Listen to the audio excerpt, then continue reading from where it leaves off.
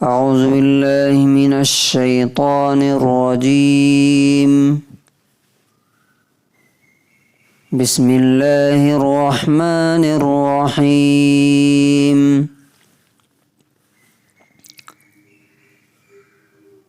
فإذا أمنتم فمن تمتع بالعمرة إلى الحج فما استيسر من الهدي فمن لم يجد فصيام 3 أيام في الحج و7 إذا رجعتم تلك 10 كاملة ذلك لمن لم يكن أهله حاضر المسجد الحرام واتقوا الله واعلموا أن الله شديد العقاب. سورہ بقرہ سورہ نمبر 2 آیت نمبر 196. پھر جب تمہیں اطمینان اور شانتی مل جائے تو جو شخص حج سے پہلے عمرہ کر کے احرام کھول دے تو وہ جو بھی قربانی اس سے ہو سکے وہ قربانی دے، اور جس کے پاس قربانی نہ ہو تو وہ 3 دن حج کے دوران روزے رکھے اور 7 دن گھر واپس آنے کے بعد. یہ پورے 10 دن ہوئے. یہ ان لوگوں کے لیے ہے جو مسجد حرام یعنی حرم کے اندر ان کی فیملی نہ ہو. اور اللہ سے ڈرو اور جان لو کہ اللہ تبارک و تعالی بہت سخت سزا دینے والا ہے.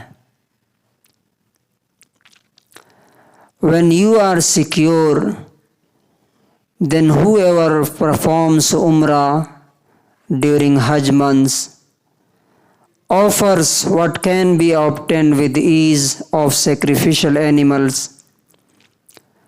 and whoever don't find or afford such an animal,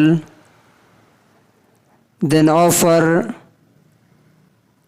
3 days of fast during Hajj and of 7 when you have returned home. Those are 10 complete days. This is for those whose family is not in the area of Haram and fear Allah and know that Allah is severe in punishment. یہ حج کے بارے میں کل آدھی آیت ہم نے پڑھی تھی، آج کا آدھا حصہ یہ ہے. حج کے لیے آدمی جا رہا ہے، راستے میں کہیں پھنس گیا تو اللہ تعالیٰ نے کہا تھا کہ وہیں پہ قربانی دے کر کے واپس آ جاؤ، اللہ تعالیٰ تمہارا حج یا تمہارا عمرہ قبول کر لے گا. اب اس سے آگے کی بات آج ہو رہی ہے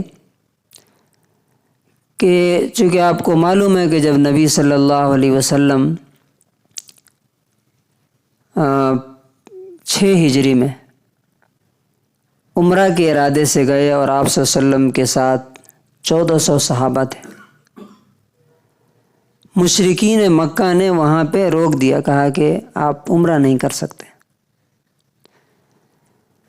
تو اسی موقع پر یہ آیت اتری تھی. نبی صلی اللہ علیہ وسلم نے وہیں پہ صحابہ کرام سے کہا کہ تم لوگ قربانی کرو اور احرام کھول دو. لیکن صحابہ کرام اتنا زیادہ غصے میں تھے. اب سوچئے کہ 500 کلومیٹر سے چل کے آ رہے ہیں، اور آج کل کے فلائٹ کے طور پہ تو نہیں تھا کہ ہاں 2 گھنٹے میں پہنچ گئے.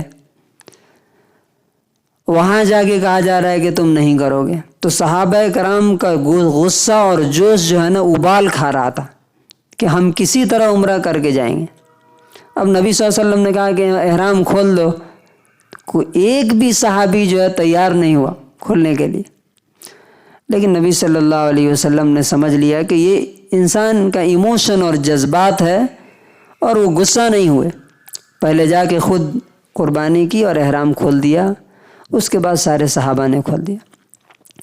اب اس کے بعد کہا جا رہا ہے کہ جب یہ ڈر اور خوف ختم ہو جائے اور تب جاؤ تم حج کرنے کے لیے، تو حج سے پہلے جو شخص عمرہ کر لے، آپ کو معلوم ہے حج 2 طرح کے ہوتے ہیں، 3 طرح کے ہوتے ہیں۔ ایک ہوتا ہے حج تمتع، یعنی جو یہاں سے جو لوگ جاتے ہیں وہ حج تمتع کرتے ہیں۔ تمتع کا مطلب ہوتا ہے فائدہ اٹھانا، گئے حج کرنے کے لیے لیکن عمرہ بھی کر لے رہے ہیں، تو یہ اس کو کہتے ہیں حج تمتع۔ تو اس میں کیا کرتے ہیں کہ جاتے ہی عمرہ کر کے احرام کھول دیتے ہیں۔ تو اب یہ جو بیچ میں آپ نے احرام کھول کر کے جو فائدہ اٹھایا، اس کے لیے آپ کیا کیجئے، قربانی دیجئے۔ اور ایک ہوتا ہے حج قران، کہ آپ گئے عمرہ بھی کیا اور حج بھی کیا، بیچ میں احرام نہیں کھولا۔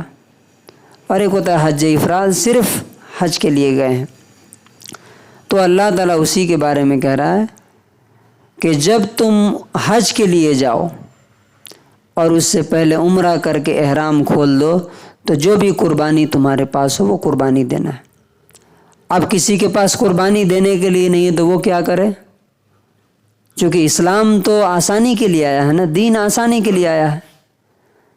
تو اللہ نے کہا کہ 3 دن وہاں روزے رکھو اور 7 دن گھر واپس آ کر کے روزے رکھ لو، یہ قربانی کا بدلہ ہو جائے گا۔ یہ نہیں کہ نہیں سارا وہیں رکھنا، اب سارا وہیں رکھے گا تو حج کے جو کام ہیں وہ مشکل پڑ جائیں گے۔ اس کے بعد اللہ نے کہا کہ یہ پورے 10 دن تمہارے اس قربانی کا بدلہ ہے جو دینا ہے، اگر تمہارے پاس قربانی نہیں ہے۔ لیکن یہ کس کے لیے ہے؟ جو حرم کا جو ایریا ہے اس کی فیملی وہاں نہ رہتی ہو، باہر سے جو لوگ آتے ہیں ان کے لیے یہ ہے۔ جو حرم کے اندر ان کو تو الگ الگ کرنا ہے، ان کے لیے یہ سہولت نہیں، یہ فیسلٹی نہیں۔ اور کہا اللہ سے ڈرو اور جان لو کہ اللہ تعالیٰ سخت سزا دینے والا۔ ہر چیز کے لاسٹ میں اللہ سے ڈرو کیوں ہے؟ اس لیے کہ جتنی عبادتیں ہیں نا، یہ نماز ہے، قربانی ہے، روزہ ہے، سب کا ایک ہی مقصد ہے کہ انسان دنیا سے اور دنیا والوں سے ڈرنا چھوڑ دے، صرف اور صرف اللہ سے ڈرے، دنیا کے سامنے جھکنا بند کرے، صرف اور صرف اللہ کے سامنے جھکے، تاکہ وہ جنت کا حقدار بن سکے۔ اس لیے کہ جو لوگ اللہ سے نہیں ڈرتے ہیں، اللہ رب العزت کے یہاں ان کی کوئی قدر و قیمت نہیں، چاہے وہ نیوٹن بن جائیں یا آئنسٹائن بن جائیں یا بل گیٹس بن جائیں، ان کی اللہ رب العزت کے نظر میں رتی برابر بھی ان کی کوئی حیثیت نہیں۔ اچھا یہ چیز یہاں پہ نوٹ کرنے کے قابل ہے کہ ہمارے بیچ میں خالی اللہ کی رحمت کا تذکرہ ہوتا ہے۔ اللہ بڑا رحمت والا ہے، بڑا مغفرت والا ہے، اور اس چیز نے لوگوں کو اور ڈھیٹ اور زیادہ نافرمان بنا دیا۔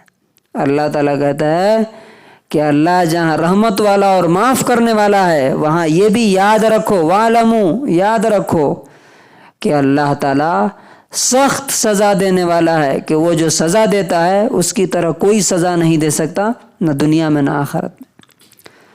اللہ تعالیٰ ہمیں اس آیت پر عمل کرنے کی توفیق نصیب فرمائے۔